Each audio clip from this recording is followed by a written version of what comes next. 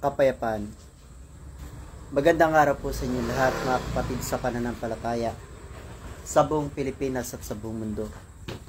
Naririto na naman po kami, ang Kingdom of Heaven and the Holy Nations of God, para sa isa na namang paghahayag ng aming pong pastor, ang tunay na sugo ng Diyos sa ating kapanahunan ngayon na pinagkaloob ng ating Panginoong Diyos ng ayon sa kanyang kalooban. Nakakandili sa atin ang ating mga kaalaman at unawa tungkol sa mga bagay-bagay at nangyayari sa ating kapanahunan ngayon. Mga hiwaga, talinghaga at misteryo ng ating banal na kasulatan. Lahat po yan isasaysay ng ating pong pastor. Ang may pakinig ay makinig sa sinasabi ng tunay na sugo ng Diyos sa ating kapanahunan ngayon. Narito po si Pastor Leonides. Well, madalas ko sabihin sa inyo, nababating ko sana kayo na magandang umaga. Pero binati ko kayo sa isang araw pagkatapos yung bagyo, ubaha. Nakakita ko ng magandang umaga. At yung mga ibang taong nagsiservisyo ng totoo sa kanilang mga tungkulin ay nag-improve sana eh. Pero ngayon, wala na naman magandang umaga ayon sa mga bali-balita sa iba't ibang bansa. Dahil nagaganap na yung hula ni Jesucristo. Okay, nang hula mga propeta noong unang panahon, kagaya ni Daniel, nang hula rin si Isaias, nang hula rin si Jeremias, Malakias, nang hula si Malakias. Lahat ng mga anak ng Diyos ay nang hula. At nang hula rin si Jesucristo. Pagkatapos ni Jesucristo, nang hula si Juan Evangelista. Alright, ngayon sa panahon natin, nang hula rin ang Diyos sa mamagitan ng aking mga alagad na propeta, at yung hula nila ay nagaganap ngayon. Kaparis yung hinula ni Jesus noong kanyang panahon, dahil yung hula ni Jesus noong kanyang panahon hindi naganap agad. Ngayon sa ating panahon natupad yung hula ni Jesucristo. Kamukha yung hula ni Juan Evangelista sa Apokalipsis. Ilang taon na nakararaan. Ngayon pa lang nagaganap yung sinasabi yung 666, tatak ng hayop. Ngayon, dahil ang hula hindi magaganap agad, maliban lang yung hula na nagaganap agad. Kagaya sinasabi yung mga propeta ko ngayon, yung hula nila nagaganap na kagad, pero hinula na ng mga unang propeta. Kagaya ni Jesus, kagaya yung hinula niya sa Matthew 24:4. Basahin natin, diretso mo buwasa, para malaman ninyo na ang Panginoon ay nanghula. Ngayon, siya pa rin nagpatotoo na yung hula niya magaganap sa ating panahon. At bumababa siya madalas dito. At yung hula niya noon, pinatutuhanan niya na nagaganap ngayon. So, buhay ang Diyos. Buhay si Jesucristo. At umaalalay sa mga taong tumatalima sa kanyang mga ebanghelyo.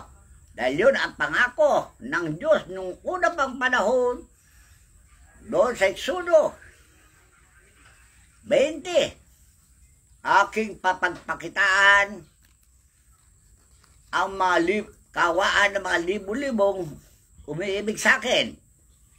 Di ba gano'n ang hula ng Diyos ng panahon ni Moises? At aking dadalawin ang kalapastanganan ng mga magulang sa kanilang mga anak hanggang sa ikatlo at ikahapat na salin ng lahi ng mga napupuot sa akin. Alam niyo, salin ng lahi, yung paglipat-lipat ng inyong kaluluwa sa iba't ibang pagkatao. Sa iba't ibang panahon. Iba't ibang panahon. At yung naligtasan nyo noong inyong panahon, maranasan nyo sa ngayong sa ating kapanahunan. Agad nyo, so yung mga hula ng Diyos sa bibig ng mga propeta, nagaganap na. So basahin yung hula ni Jesucristo bilang huling parusa, dahil yung hula ni Moises na hinula ng Diyos, ano sabi niya? Aking dadalawin ang kapalapastanganan ang mga magulang sa kanilang mga anak hanggang sa ikatlo at ikapat na salin ng mga napupot sa akin at aking papagpakitaan ng kawaan ang mga libu-libong umiibig sa akin. Ito po, sige, basahin mo na. Mateo Kapitulo 24, pisan po natin sa 1. At lumabas si Jesus sa templo at payaon sa kanyang lakad at nagsilapit sa kanya ang kanyang mga lagad upang sa kanya ipamalas ang mga gusali ng templo. Datapwat siya sumagot at sa kanila sinabi, hindi ba ninyo nakikita ang lahat ng mga bagay na ito? Katotohanang sinasabi ko sa inyo, dito'y walang may iwang isang bato sa ibabaw ng ibang bato na hindi ibabagsak. Alright, naganap na yan. Sa Turkey. Sa Turkey, di ba? Pasak-pasak lahat ng mga building at bahay. Walang may papatong na bato sa ibabaw ng isang bato na hindi ibabagsak. Okay, naganap na yan. Hula ni Jesus na yan. Lindol, hindi lang siya, hindi lang doon.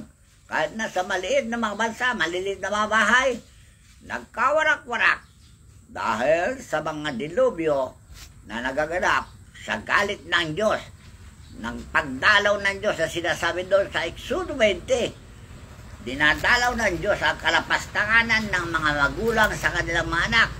Dahil kung saysayin ko sa inyo kung ano ginagawa ng mga magulang sa kanilang mga anak, isa-isayin ko, gusto nyo?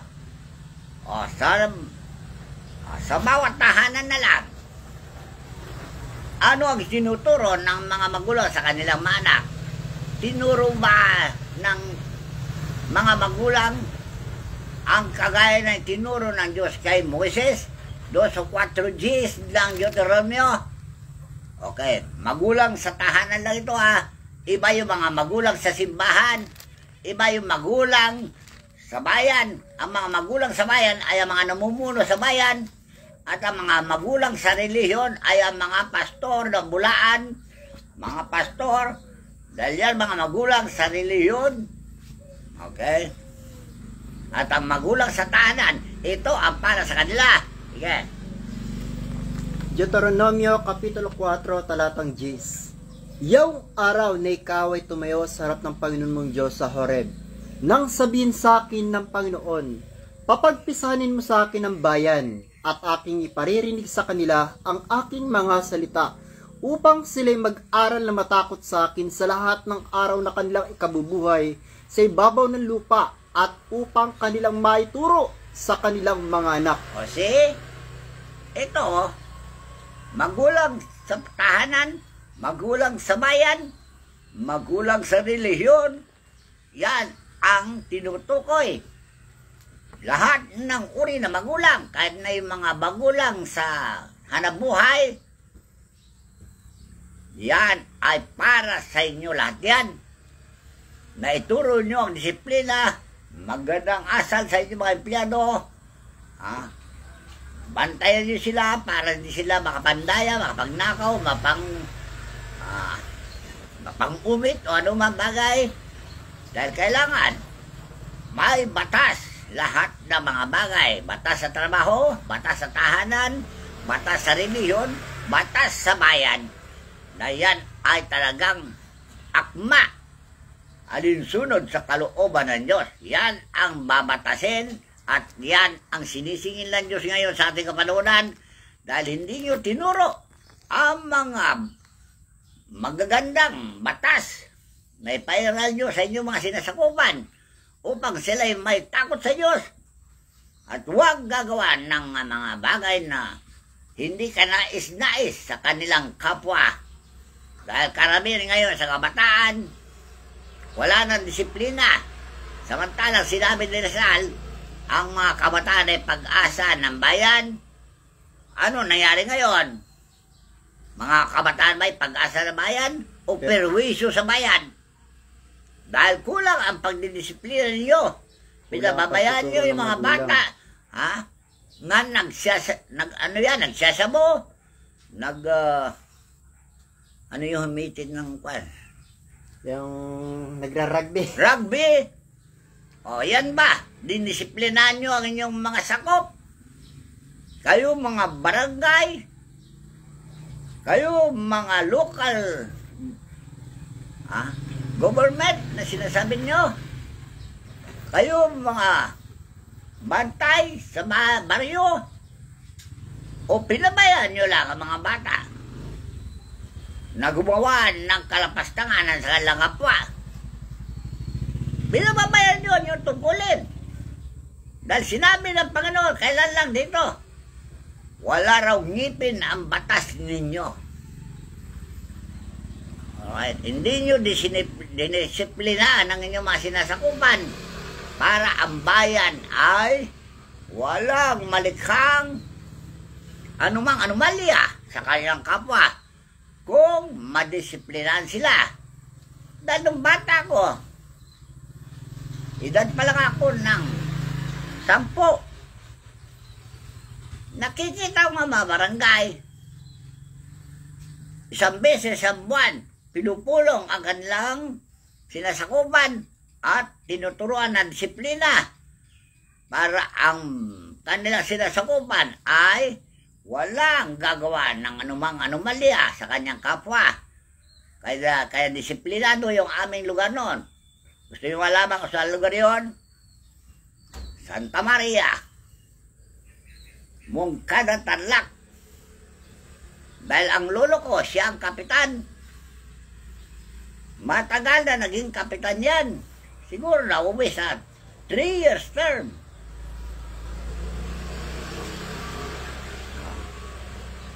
Tatlong termino, hindi napalitan. Dahil maganda ang disiplina na ginagawa niya sa aming baryo. Alright, so, kung lahat ng mga bagay na yan ay ginagawa ng bawat baryo, sityo. Mag-eleksyon na naman po ng mga barangay captain ngayon. Marami na naman mga pangako. So, ito mga bagay na ito, talagang nakita ko na hindi naganap. Itong gusto ng Diyos na maganap sa sangkatauhan. Bakit?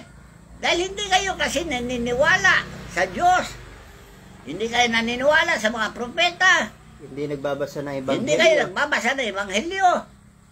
Dahil yan ang sinuro ni Pablo, bagamat huli na. Pero sinabi pa rin niya sa Roma 1:16, dahil ang ebanghelyo ay siya ang kaligtasan ng bawat mananampalataya. Dahil ebanghelyo na yan, noong panahon ni Moses, ebanghelyo na yan. Basahin po natin. Sige. Roma Kapitulo 1 talatang 16. Sapagkat hindi ko'y kinahihiyang ebanghelyo, sapagkat siyang kapangyarihan ng Diyos sa ikaliligtas ng bawat sumasampalataya. Unay sa Hudyo at gayon din sa Grego. Ibig sabihin, ano mang reliyon? Grego man, Hudyo man, Samaritano man, o anumang klaseng reliyon. Basta maganda ang pagtuturo at pagbibigay ng disiplina sa bayan, maganda ang kinabukasan ng bawat isa. Dahil yun ang mga pangako ng Diyos noong panahon pa ng mga propeta. Doon sa Isaias 50, Isaias Kapitulo 1, 18, 19 hanggang 20. Magsiparito kayo ngayon na tayo magkatuwiranan. Sabi ng Panginoon, bagaman ang inyong mga kasalanan na maging tila mapula ay magiging maputi na parang nyebe. Bagaman maging mapulang gaya ng matingkad na pula ay magiging parang balahibo ng tupa. O bakit sinabi ng Diyos ito? Dahil nung unang pa panahon pa ni Adan, panahon pa ni Noe, panahon pa ng mga matatanda, sa pananampalataya, Elias. Alright. Masasama na ang tao. Masama ng pag-uugali, patayan, gera. Yan ang nakaugali nila, away-away, gulo-gulo. So, dahil sa maraming namatay sa mga gera, gulo-gulo, naghayag na naman ng Diyos sa bibig ni Isaias ang makikiariglo sa Diyos, makipagkatuwiran na sa Diyos. At ang katuwiran na yan, kahit na makapalpa sa mukha mo ang kasalanan mo, patatawarin ka ng Diyos. Kaya lang, may bilin na huwag ka nang magkakasalang muli. Ito po sa 19. Yeah. Kung kayo'y magkusa at magmasunurin, kayo'y magsisikay ng buti ng lupain. O see? Noon pa, pinangako ng Diyos ang kabutihan na magaganap sa sangkatauhan kung ang tao'y maging masunurin sa mga payo, sa pamamaraan ng pagpapayo ng Diyos sa mga bibig ng mga propeta. Pero anong ginawa nyo? Ginawa ng ating mga magulang sa mga propeta. Hindi ba pinagpapatay ang mga propeta? Bakit pinagpapatay ang mga propeta na ginagamit ng Diyos? Ayaw nila sa ilaw sapagkat masama kanilang mga gawa. Ayaw nilang masaway ka mo. Ayaw nila mabuti. Gusto nila masama. Ayaw nila ang payo ng mga propeta. Nakagaya na sinabi niya, kakain kayo ng buti ng lupain kung kayo'y masunurin. Situloy mo pa, buwasa. Ngunit kung kayo'y magsitanggi at mangang himagsik, kayo'y lilipulin ng tabak sapagkat sinalita ng bibig ng Panginoon. O see? Yan ang higanti ng tipan na sinasabi ng mga ibang propeta. Ha? Paghiganti ng Diyos sa mga tao masuwayin. O ano nangyayari sa ating kapanuran? Hindi ba naghiganti kayo ng Diyos? Bakit? Dahil yung ugali ng mga tao nung una, siya pa rin ang ugali nyo hanggang ngayon. Kaya si Isaias nagsabi, kayong matitigas na ulo at ditulin ang puso ng tenga. Parati kayo nagsisalangsang sa Espiritu Santo. Kung ano ang inyong ginawa ng inyong mga magulang, ayun din ang ginagawa ninyo. Yan ang sabi ni Jesus doon sa kanyang pangangaral.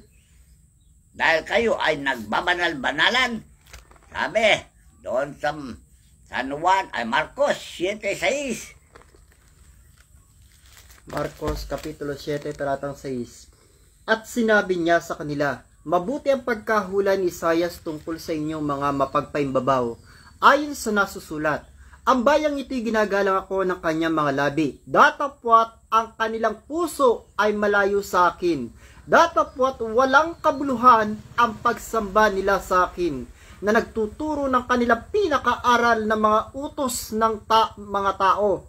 Nilisan ninyo ang utos ng Diyos at inyong pinangahawakan ang salit-saling sabi ng mga tao. O yan ang sumbat ni Jesus sa mga tao noon pa. Hanggang ngayon, hindi ba ganyan nangyayari?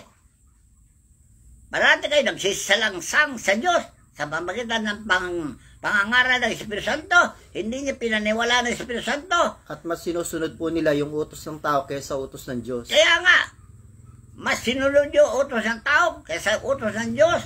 Yan ang rebelde ngayon ng Diyos sa ating panahon. Kaya hindi po nila kasi dahil alam. matitigas ang ulo nyo talaga. Pati yung nag-uutos sa kanila, pwedeng patayin ng Diyos sa namang oras.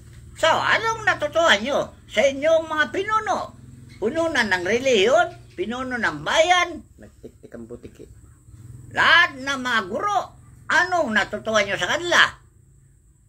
Wala kayong natutuhan na salita ng Diyos sa kanila. Puro utos, material. At yan ang ginagawa nyo, sinunod nyo ang pita ng inyong malaman. O ano nangyari ngayon? Sa buong sangkatauhan, kababalitan nyo yung mga balita ngayon? Kaya, na hinula ni Jesus na walang building o bato na ipapatong sa isang bato na hindi bubuwal. Bakit? Dahil sa galit ng Diyos. Ibuwal niya tayo lahat. Tandaan nyo. Kayo mabuti ba yung sinabi ko sa inyo? Makikasundo na kayo sa Diyos mula ngayon. bago kayo maubos. Bago kayo maubos. Kawawa naman yung mga tao. Pinapanood ko, ang lalaking bahay na aanod. Ano kaya? Anong klaseng baha yan? Bakit lumilitaw bigla mga baha na ganyan? Iba't ibang panig na po ng daigdig, talagang nagkakaroon na po ng mga dilubyo at O hindi kayo nababalisa. Kaya nga po ang tanong ko sa kanila, handa ba kayo, na kung sakali sa mga lugar natin maganap yung mga ganyang bagay? Mabuti sa Pilipinas, na ipagtatanggol namin. Gusto nyo, istorya ko naman na kung paano ko magtanggol sa Pilipinas. Hindi na naman sila maniniwala. Hindi naman kayo maniwala. Alright. Lahat ba gusto nyo paniwalaan nyo, puro fake news? Yun, ang gusto na paniwalaan, yung mga puro yung kasinungalingan. totoong paghayang ng katotohanan, ayaw nyo pakinggan. Ayaw paniwalaan. Porque taong walang pinag-aralan. Bakit si Jesus ba? May pinag-aralan? Wala. Nag-aral ba sa mga taas na pamantasan? Hindi. Bakit? Naging marunong ang lahat na hula niya ay natupad. Dahil ginagabayan siya ng Diyos noong panahon niya. Kabukari sa akin ba? Sino ba ang gumagabay sa akin? Alaman ninyo. Palibasay, mga bulag kayo talaga. Ganyan ang mga taong bulag. Hindi yan po nasa kasulatan na sadyang binulag ng Diyos ng sanlibutan. Alright, talagang bulag kayo. Hindi makita ang katotohanan at ang kasinungalingan. Siyang paniniwalaan nyo. Dahil ang kasinungalingan, sinong promotor yan? Hindi ba Satanas? Ayaw niya ang katotohanan? Basahin po natin. Anong ginagawa ni Satanas sa inyo? Binubulag kayo para hindi yung marinig ang katotohanan. Ginagayuma. Ano sabi naman ni Pablo? Sinong gumayuma sa inyo? Mga mangmang ng mga Pilipino. Yan ang tanong ni Pablo. Sinong gumayuma sa inyo? Alam ko kung sinong gumayuma sa inyo Si Satanas talaga. Ayaw niyo maniwala sa Diyos. Dahil ang sabi ni Satanas, huwag mong paniwalaan yan. Yan ang langwahe ni Satanas. Pag nagsasalita si Jesus sa katotohanan, binubulungan yung mga tao, huwag mong paniwalaan. Baka po nakinig sila sa Ebanghelyo ni Duterte. Ayaw niya sa langit. Nakinig kayo na Ebanghelyo ni Duterte? Maliwanaw ni si Duterte. Sabihin ko sa inyo, totoo. Sakop na ni Satanas yun. Dahil ayaw niya sa langit. Gusto raw niya sa impyerno. Dahil walang pakinabang pag mabait ka. Dahil hindi ka namemera, hindi ka nangungwarta, hindi ka nangungurakot. Wala kang pakinabang. Bakit? Si Jesus ba? Nagpayaman ba? Hindi po. Mayaman ba siyang pastor? Pinakahirap na pastor yan sa buong sangkatauhan. Pero pinakamatalino. Tandaan nyo Pinakamayaman sa langit. Pinakamayaman siya ng karunungan sa langit. Kayo ngayon, bobo kayo sa karunungan sa langit. Pinakabobo kayo. Bakit? Dahil binulag ni Satanas ang mata ng kaunuhan ninyo. Sige, basahin mo. Sa Korinto. Unang Korinto po ba yan? Ay, kalawa. Ikalawang Korinto, Kapitulo 4, talatang 4. Okay, pakinggan nyo mabuti Na binulag ng Diyos ng sanlibutan ito ang mga pag-iisip ng mga hindi nagsisipanampalataya upang sa kanila huwag sumilang ang kaliwanagan ng Ebanghelyo ng kaluwalhatian ni Kristo na siyang larawan ng Diyos. Alright. Di malinaw yung sinabi ni Pablo. Sinong bumulag sa inyo para hindi kayo makakita ng katotohanan? Si Satanas mismo. Yun tinatawag ng prinsipe ng sanlibutan ito. Binulag kayo. Bakit? Dahil gusto niyang maghari siya magpakailanman. Dahil nung itapon siya ni San Miguel sa langit, siya tinapon dito sa lupa. Kaya itong lupa ito na kanyang kinarunan noong pang unang panahon, siya pa rin ang naghahari hanggang sa ating panahon. At noong panahon ni Jesucristo, at nag-ayuno siya dahil siya tapat na anak ng Diyos. Anong ginawa niya kay Jesucristo? Hindi ba tinukso pa rin niya ni Jesucristo para magpakayaman? Nandun sa Matthew 4:8. Mateo Kapitulo 4, talatang 8. Muling dinala siya ng dyablo sa isang bundok na lubhang mataas at ipinamala sa kanya lahat ng mga kaharian sa sanlibutan at ang kaluwalhatian nila. At sinabi niya sa kanya, lahat ng mga bagay nito ay bibigay ko sa iyo kung ikaw ay magpapatira pa at sasambahin mo ako. O, pumayag ba si Jesucristo sa alok ni Satanas na magpayaman? Hindi po. O, sino ngayon ang nagpayaman? Yung mga natukson ni Satanas. Kaya kayong mayayaman ngayon, tandaan nyo. Number 1 na pong Kayo pinakamayamang ang talagang Vatican. alipin ni Satanas. Kayong nag-aral sa mata sa pamantasan at kayong mga namumuno sa bayan, kayo ang alipin ni Satanas. Ito po kasi nangyari na sa Panginoon. Nang magkagay sinabi sa kanya ni Jesus, humayo ka, Satanas, sapagkat nasusulat, sa Panginoong Diyos mo, sa Panginoon mong Diyos sasamba ka, at siya lamang ang iyong paglilingkuran. O bagay, si Satanas, talagang isinugo ng Diyos kaya ni para manubok. Subukan ang mga anak ng Diyos. O Matthew 4:1. Nang magkagay niatid ng Espiritu Santo sa Jesus sa ilang upang siya'y tuksohin ng dyablo.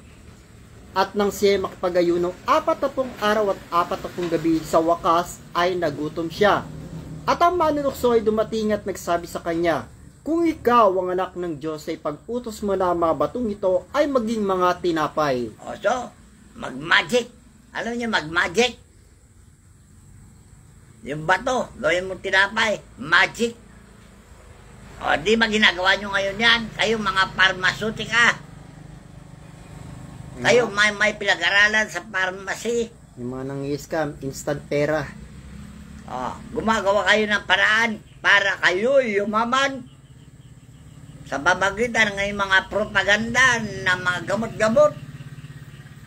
Tandaan nyo yan ang pinanloko nyo sa mga tao. Dahil yan ay udyok ni Satanas. Para yumaman kayo.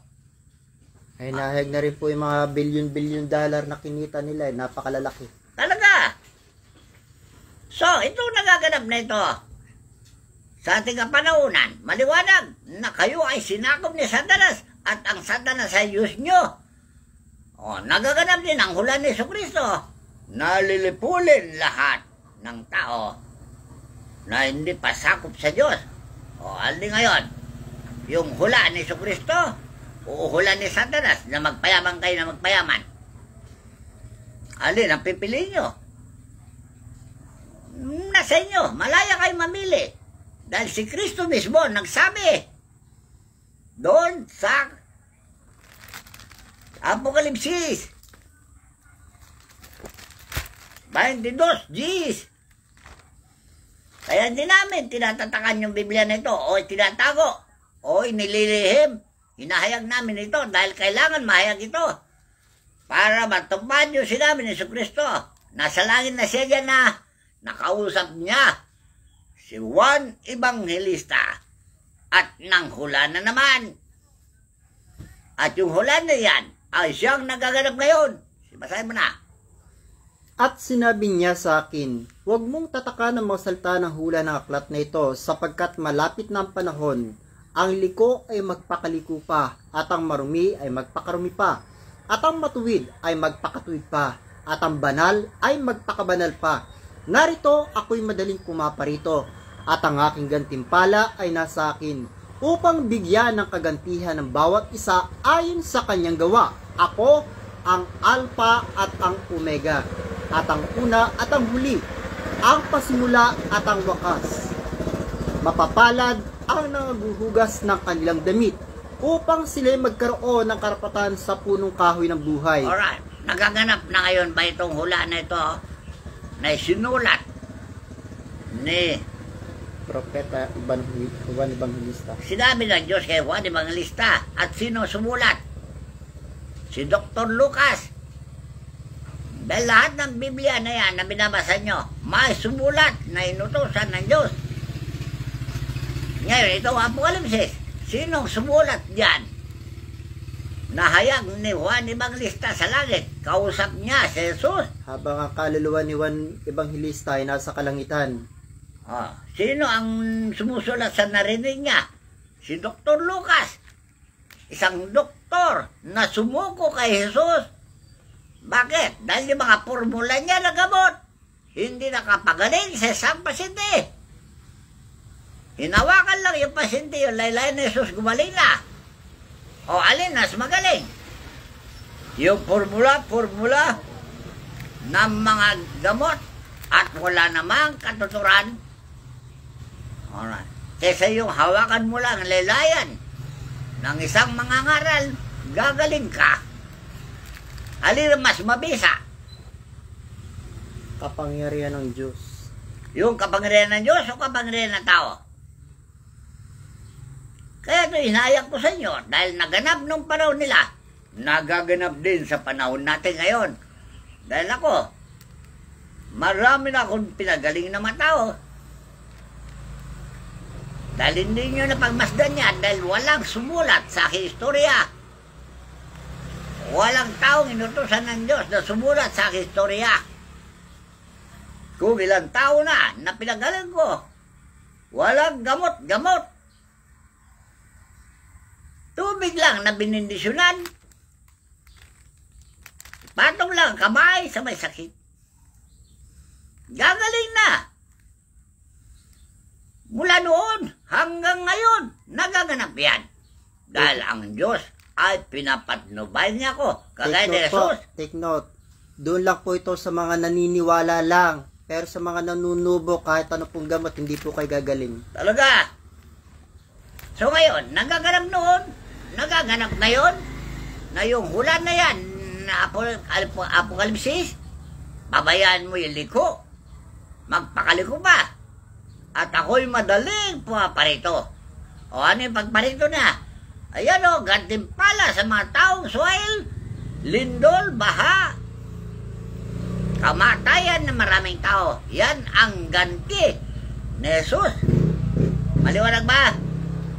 Sinabi niya sa Apokalipsis, ang kagantihan ay nasa akin at gagantihan ko ang mga taong hindi umiibig sa akin. Hindi ba yon ang sabi mula pa noong panahon ni Moses? At kanyang pagpapalain ang mga taong libo-libong tao na umiibig sa kanya. Hindi ba yun ang sabi ng ama nung panahon ni Moses? At yun din ang sinabi ni Jesus kay Juan Evangelista sa ating panahon. Baybayaan mo lang yung liko. Magpakaliko pa. Pabayaan mo yung tarantado. Magpakatarantado pa. Pabayaan mo yung mga babaero. Magbabaero pa sila. Pabayaan mo yung magnanakaw. Magnanakaw pa sila. At ako'y madaling pumaparito. At ang gantimpala ay nasa akin. Maliwanag ba yan Yun po yung sinasabing lahat ng ginawa ng tao sa ibabaw ng lupa, ilalagay ng Diyos sa kahatulan. O ngayon, ito ba mga bansang ito na paborsaan? Matitino ba ang bansa ito? Kamu kayo, China, unahin natin. Ang China ba ay matinong bansa? Yung pong mga petos dyan, ginagawang ulam, ginagawang pampaganda, ginagawang petos soup. Kaya malilibog sila, anak ng anak. Para pag lumaki na yung anak, ilalaglag at gagawing pulutan. Pagkain yung mga tao, nasa dilata na. Ganyan ba ay tinuro ng Diyos? Gawin yung pulutan yung mga anak niyo, kaya pala ang lilibog ninyo. Para kung mga anak kayo, mayroon kayong pupulutanin. Ano yung maling na sardinas na nalathala? Hindi malaman ng tao yung maling. Ngayon, marami na naman daw nawawala ang mga kabataan. At sinabi sa akin ng Panginoon, mag-ingat kayo sa mga dilata. O, saan ngayon yung mga batang nawawala? Sa dilata na. Nasa dilata na. Tandaan nyo yan Ito ba'y matuwid sa paningin ng Diyos? Hindi. Ito ba'y kaayaya sa paningin ng Diyos? Hindi po. O ba't yan ang ginagawa ninyo? Matino ba kayo talaga? Tao ba kayo talaga o hayop na kayo? O, hindi na kayo asal na tao. Hayop na kayo talaga. Hindi po nila nalalaman na kapag sila namatay at sinilang ulit, yung mga kaluluwa nila Akala sa nyo hayop, maganda yung ginagawa ninyo. sa hayop sisilang. Sino nagturo sa inyo na presidente ninyo o pare ninyo o pastor ninyo ng ganyang asal? Tik-tik ang butik eh. Itinuro ba ng Diyos yan? Kainin nyo ang laman ng kapwa nyo? Mga cannibal na po yan. Maliwanag.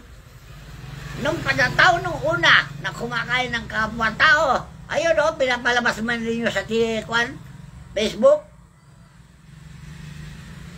Yung wrong turn. Marami may nakapanood sa wrong turn. Yung bansang Brazil naman po, ang ginawa na parang nagkaroon sila ng parade na pinakita nila yung pagsamba nila sa mga demonyo. Alright. Ayun, 4 na araw lang, para na silang dinilubyo. O, yan ba ang itmumulat nyo sa mga tao? Yang mga katarantaduan niya ng pag-ugali, asal hayop?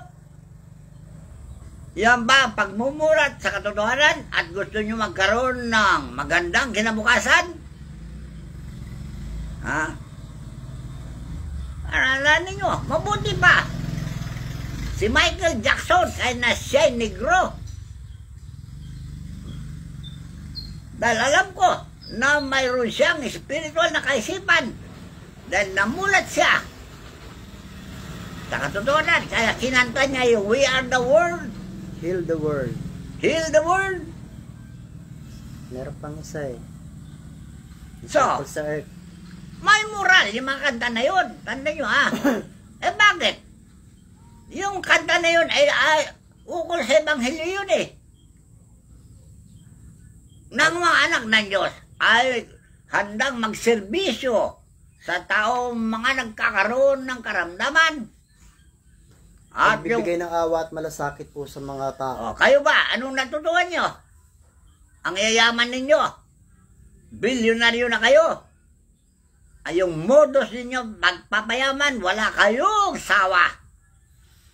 Yan ang hula ni Isaias. Basahin nga, si Isaias 52:11 ata yun.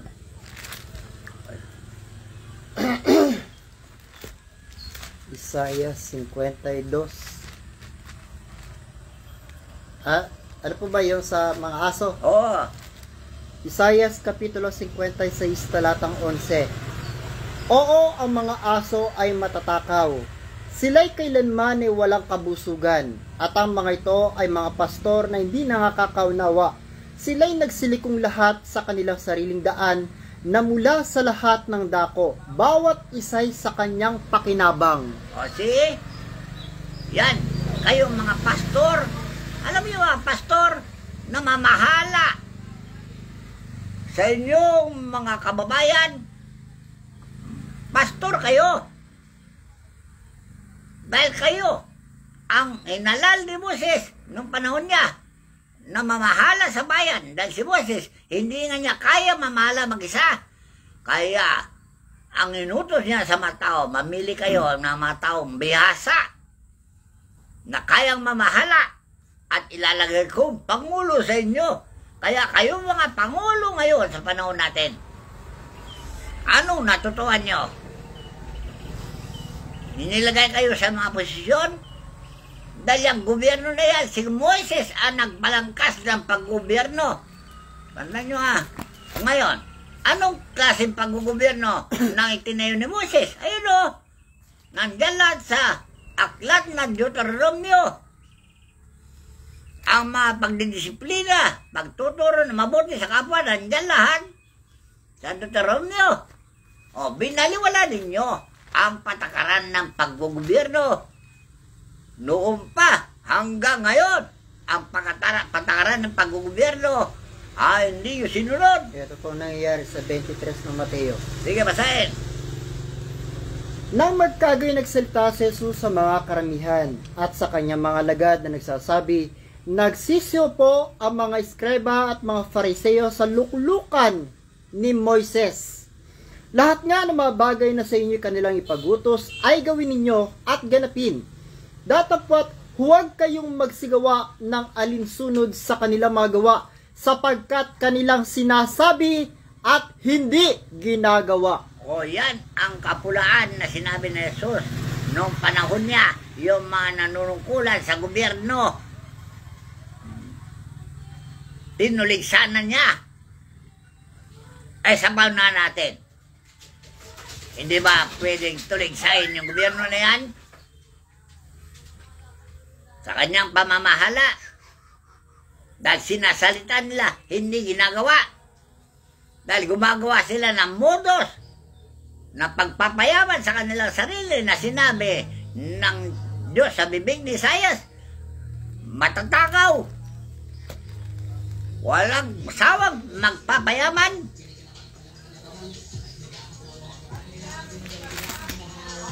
Okay? Nag-utos kayo ng batas, sinusunod naman eh. Pero yung ginagawa nyo ngayon, kailangan pa bang sundin yung ginagawa nyo ngayon?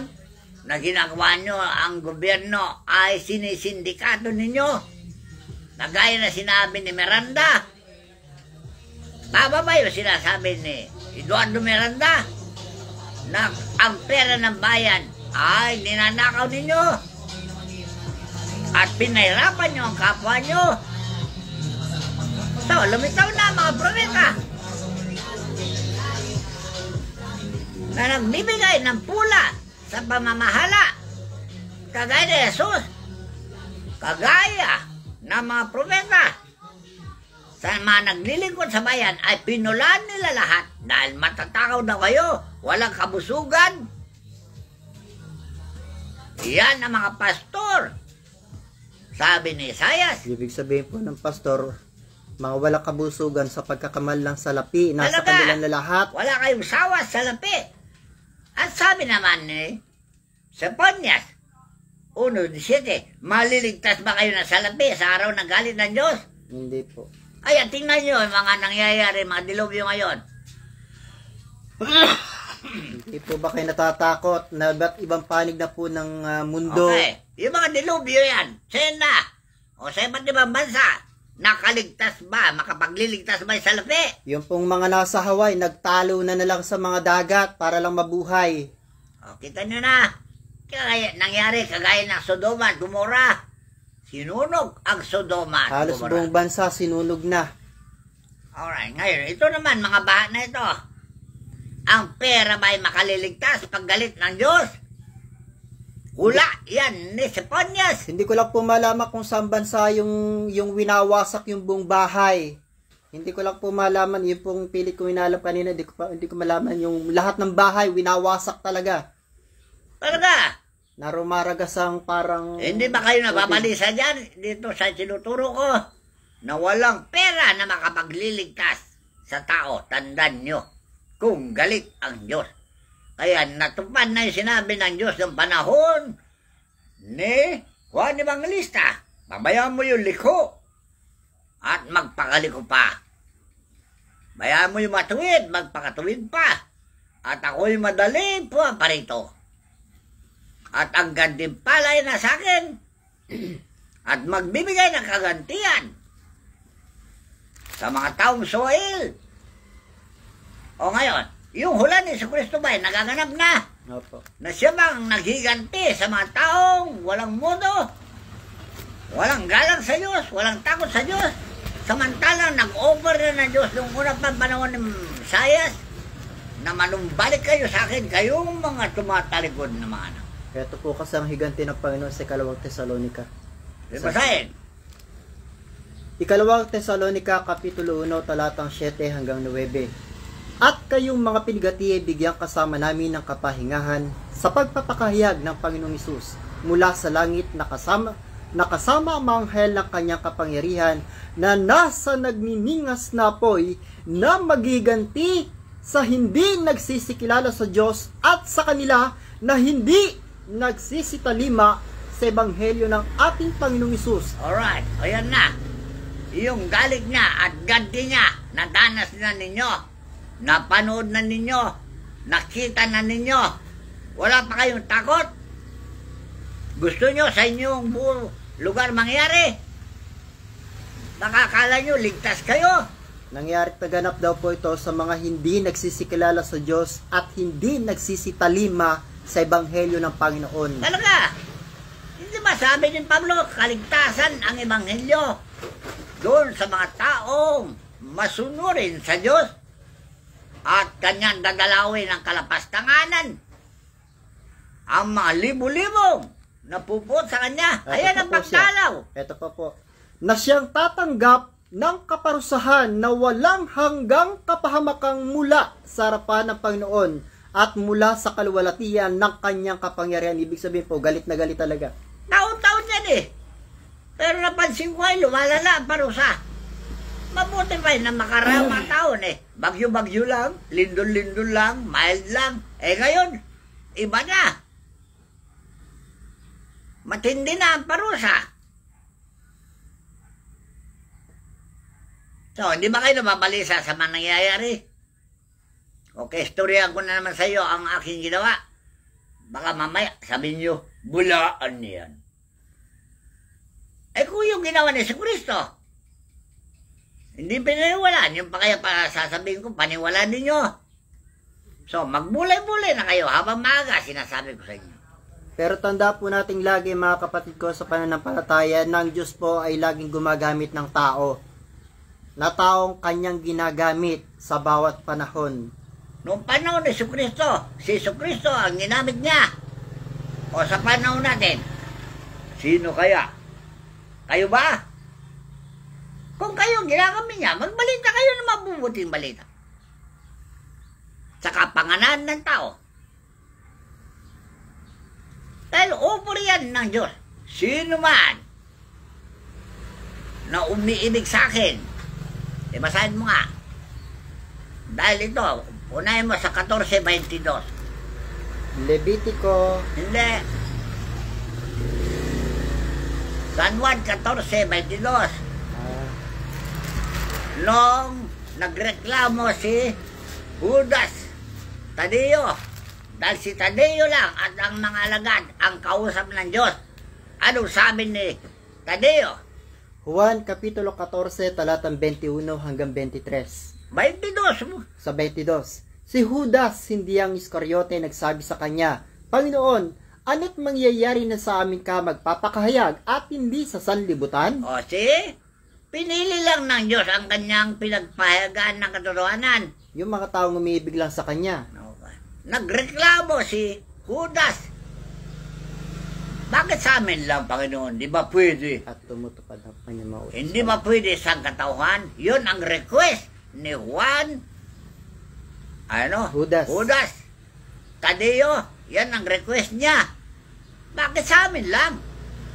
Anong sagot naman ng Diyos sa bibig ni Kristo? Sumagot si Jesus at sinabi sa kanya, kung ang sino man ay umiibig sa akin, ay kanyang tutuparin ng aking salita, at siya ibigin ng aking ama, at kami pasa sa kanya, at siya gagawin naming aming tahanan. So, kung saan nakatahan ng Diyos, yun ang gamitin niya maghayag ng katotohanan. At hanapin na po nila.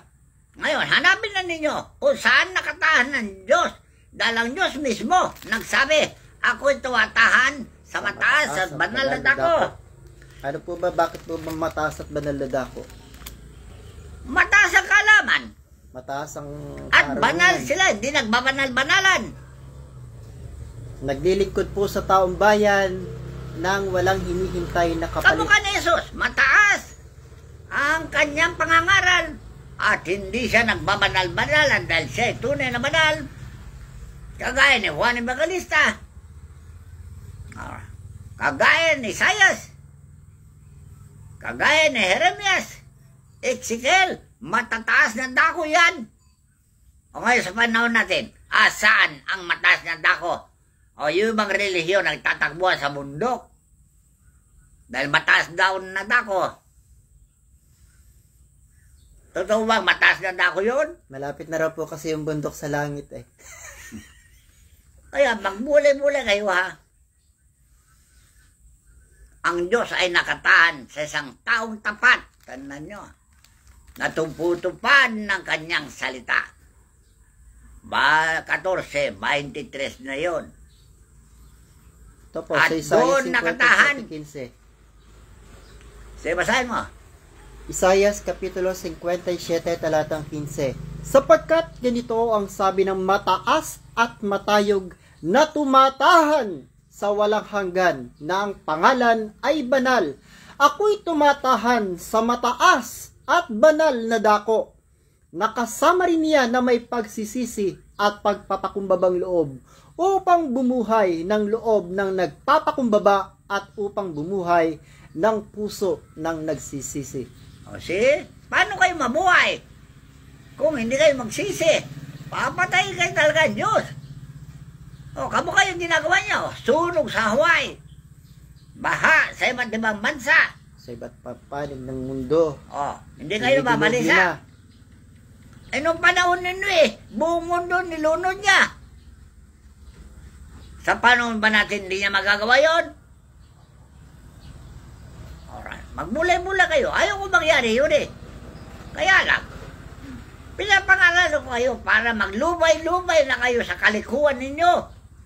Sa pagbabanal-banalan ninyo. Dahil ang hindi tumatalima sa Ebanghelyo, nagbabanal-banalan lang yan. At siya ay nalugmok sa materyosong pag-isip. At yan ang kaaway ng Diyos, ang material na pag-isip. Dahil sinabi po ng Panginoon, hindi ang nakikinig ang inaaring ganap, kundi ang gumaganap ng kalooban ng Ama na nasa langit. Talaga, ginaganap ba niyo ang kalooban ng Diyos? Magtrabaho lang na araw na linggo, hindi nyo mapigilan. Matatao kayo kasi yun. Linggo, tigil na yung pagtatrabaho. Magsamba na kayo. Dahil sa katakawan nyo, pera, hanggang linggo, sinasagop nyo yung araw ng Diyos. Ito po kasi ang dapat na gawing tungkulin ng nasa gobyerno, na magawa po sila ng batas na sa araw ng linggo, tigil yung lahat ng trabaho. Talaga? Ay, Na lahat ng tao ay sasamba sa araw ng Sabat. talaga? Gobyerno po ang may katungkulan yan. Talaga, dahil siya ang pinuno Siya dapat magpatupad yung mga batas na yan. Dahil pa na po ni Moises, talagang yung hindi nagsasamba sa araw ng Sabat, binibitay. Talaga. Dahil yan ay martial law. Yung 10 Commandments. Tandaan nyo Paano po kung ibalik yan? Binaliwala ni Jesus yung martial law na yan. Dahil pinalitan niya ng pagpapatawad. Kaya pinatatawan niya lahat ng mga Umabuso nasusumpa. naman po yung mga tao. Kaya lang yung pagpapatawad na yan, namihasa ang mga tao. Porque pinatawad sila Wala na silang kasalanan. Kaya sabi ko po kasi, pwede naman ako gumawa ng kasalanan, mapagpatawad naman ng Diyos, mapagmahal naman ng Oo Diyos, nga. maunaway naman Pero ng ang Diyos. hindi masunurin sa batas, gagantihan din niya. Porque may pagpapatawad Namihasa na kayo dyan. Mangumpisal na kayo sa kumpisenaryo, mapatawad na kayo. Para makapagsisi Gagawa ulit. na naman kayo ng katarantaduhan. Maglubay-lubay kayo dyan Mag-aaral kayo ng Ebanghelyo. Ang pagpapatawad isa lang. Hindi yung araw-araw patawad. Isa lang beses ang pagpapatawad. At wag na kayo magkakasalang muli. Tandaan nyo Dahil ang pagpapagaling ng sakit ay pagpapatawad sa tao makasalanan. Okay. Alalahanin nyo yan. Na hindi nyo alam yan. Ang pagpapagaling sa sakit ay pagpapatawad sa kasalanan ng may sakit. Kaya dapat kayo mga doktor, pagbilinan nyo na wag na magkakasalang ulit. Hindi nyo mapagbilinan. Bakit? Dahil gusto nyo balik sa ospital para yumaman kayo. Kaya po pala pinatigil na rin ni San Pablo yung mga tungkol sa mga pagsisising gawa. Talaga. Sisi ng sisi. Pagpapanuloy din yung pagkakasala. Bawal na yung pagsisisi na yan. Nung panahon ni Jesus, pinatawad na tayo lahat. Panahon na tumalima na tayo lahat. Basahin po ba natin Hebrews 6? Sige.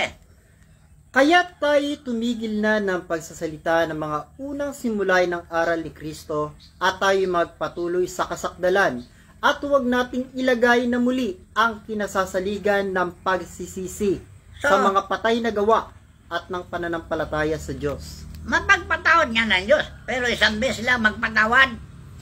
Huwag ka nang magkakasala muli pagkatapos mong napatawad.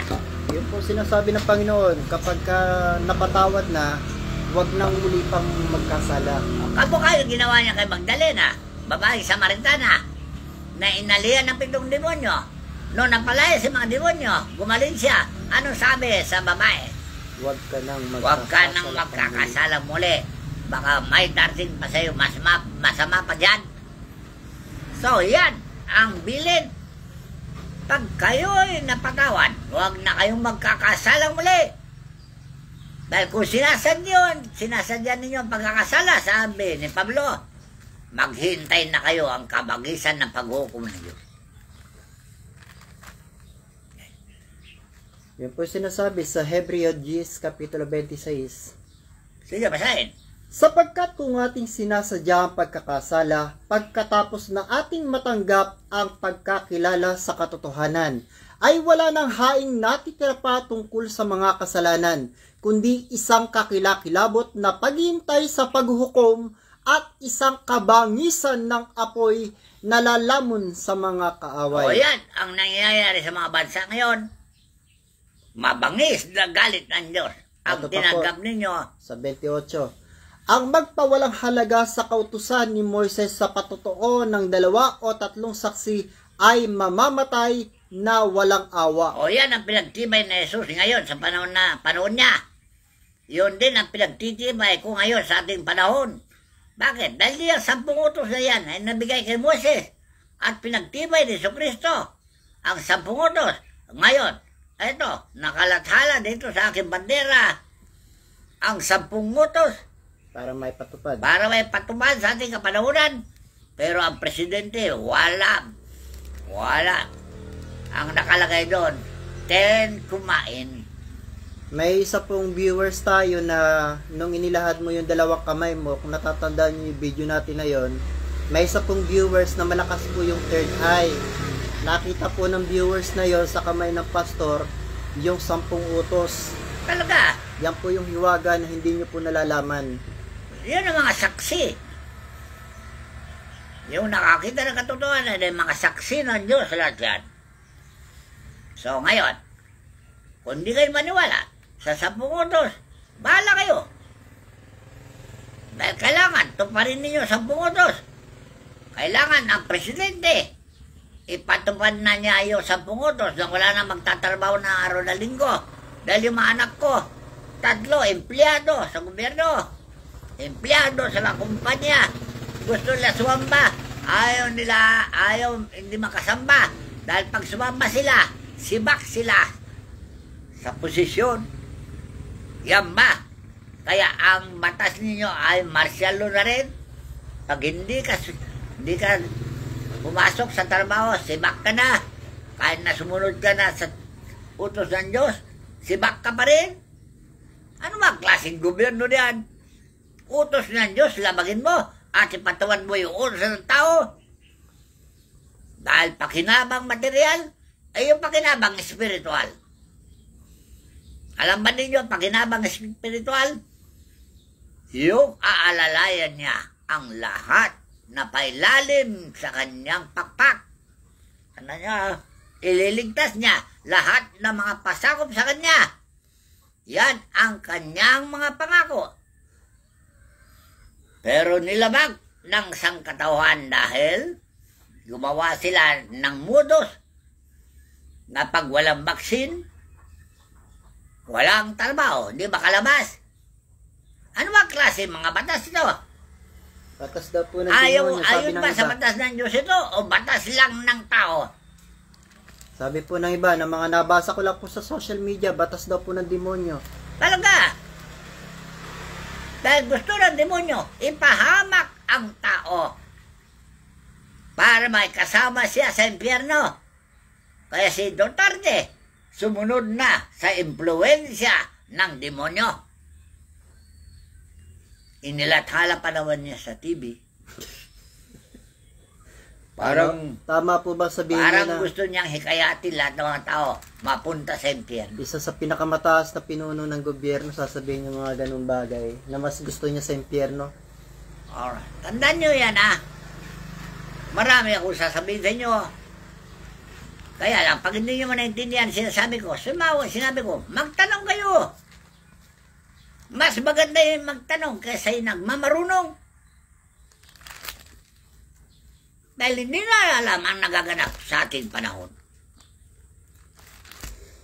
So ito na po sa ating huling mensahe. Galing po ito kay Propeta Malakias na ako po ito sa mga nangyayaring kaganapan sa ating pong kapanahunan ngayon na halos ay gunawi na po ng Diyos ang mundo sa mga dilubyong pinararana sa mga tao, mga kahirapan, kasakunaan na nararanasan ng mga tao ngayon sa iba't ibang panig po ng daigdig.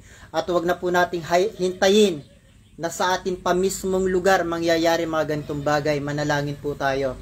Ang panghuling payo po ni Propeta Malakias, sapagkat narito ang araw ay dumarating na nagniningas na parang hurno, at ang lahat na palalo at ang lahat na nagsisigawan ng kasamaan ay magiging parang dayami. At ang araw na dumarating ay susunog sa kanila, sabi ng Panginoon ng mga hukbo, na anupat hindi mag-iiwan sa kanila ng kahit ugat ni sangaman. Ngunit sa inyo na nakatatakot sa aking pangalan, ay sisikat ang araw ng katuwiran na may kagalingan sa kanyang mga pakpak, at kayo'y magsisilabas at magsisiluksong parang guya mula sa silungan, at inyong yayapakan ng masasama, sapagkat sila'y magiging abo sa ilalim ng mga talampakan ng inyong mga paa sa karawan na aking gawin. Sabi ng Panginoon ng mahukbo, alalahanin ninyo ang kautusan ni Moises na aking lingkod na aking inutos sa kanya sa Horeb para sa buong Israel. Buong daigdig. Buong daigdig. Sa makatuwid bagay ang mga palatuntunan at mga kahatulan. Ano po ba yung mga palatuntunan at kahatulan? Di ba Mga kautusan. Ang palatuntunan, yung programa na ihanda ng Diyos. Program, palatuntunan, kamukha yung pagsamba, pagtulong sa kapwa, mga palatuntunan yon. Yung batas naman, kakaiba yung batas sa palatuntunan. Programa na maganda para sa nagkatauhan, yan ang palatuntunan. Okay. So, ang batas ni Moses, kailangan ngayon ay tuparin na. Dahil yan ang sinabi ng mga propeta. Alalahanin ninyo ang kautusan ni Moses. Dahil ang kautusan ni Moses, maselan yan. Pero si Jesus, niluwagan niya, sinabi ko sa inyo. Dahil ang kautusan ni Moses, ngipin sa ngipin. Kung anong ginawa mo, yun ang gagawin sa iyo. Pero si Jesus, niluwagan niya ang bayan. Dahil ang bayan talaga matitigas ang ulo. Talaga mahirap kausapin. Sa mabuti, mahirap sumunod. Sa masama, ang bilis sumunod. Kaya nga po, pinapayo po at bilin ni Kagalang-galang San Pedro dahil pagkamatay po nating lahat, sa kanya po tayo dadaan. Ang bilin po niya ay iligtas daw po natin ang ating mga sarili sa masama at likong lahing ito. Talaga. Dahil ang lahing ito, masama na talaga, liku-liku na. Wala nang matuwid na batas at malundunan. Puro na pang-i-scam, puro na pansisindikato, pagsisinungaling, pandaraya. puro na pandaraya, pandarambong. Okay. Wala nang matuwid. Kahit na isa, sabi ng Diyos. Ay saan po kaya patungo ang ating bayan? So, maawa kayo sa inyong kapwa.